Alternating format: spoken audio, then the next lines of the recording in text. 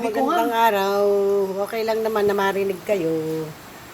Magluluto po kami ng palitaw. Po kaming malagkit. Ayan, binili po nung pamangking ko. Ito po yung kalahati niya. Nilagyan namin ng tubig, isang baso.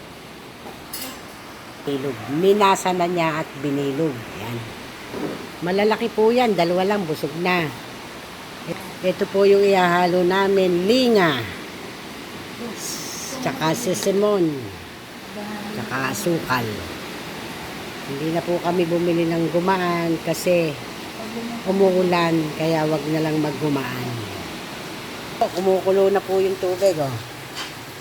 Ayun! Lulutuin natin sa mainit na tubig.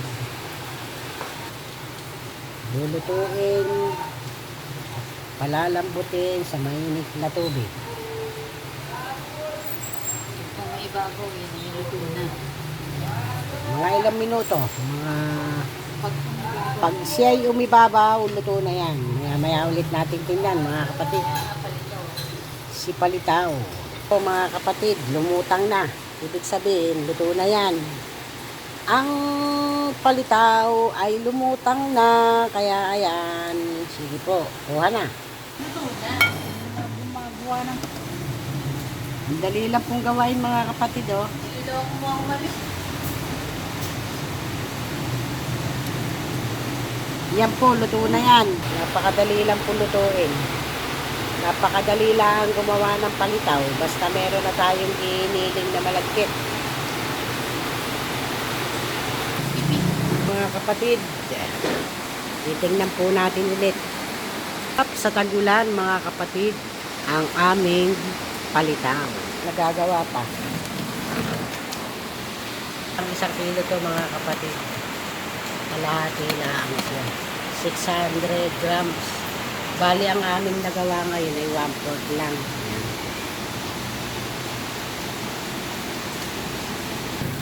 Pag lumutang siya, ibig sabihin, luto na. Ngayon, 2 o 3 minuto, pwede na. Pag lumulutang na siya, ibig sabihin, luto na siya. Isa. 2. 3. 4. 5.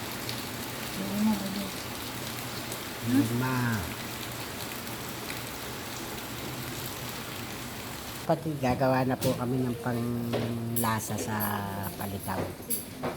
Sinabi ko na kanina, wala kaming nyug. Hindi na kami bumili at umuulan. Kaya asukal na lang at saka pinipig. Ayan ang linga. Ang linga. Kamo nasangag. Yan pong linga na yan ay naisangag na. Kasi may linga na hindi nabibili, hindi nasasangag. Yan ay sangag na. Luto na, ibig sabihin. At yan nasa maliit na bote na yan. Ayan po yung cinnamon, pampalasa. Sa atin sa probinsya, walang ganyan cinnamon. Dito lang sa Maynila. Halo. Masarap. Pampalasa talaga. Amoy pa lang, masarap na. Mga kapatid, titikman ko po na po.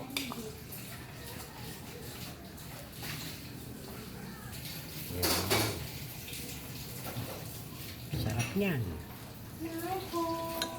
Kain po tayo, mga kapatid. Yan po ang aming ginawang palitaw.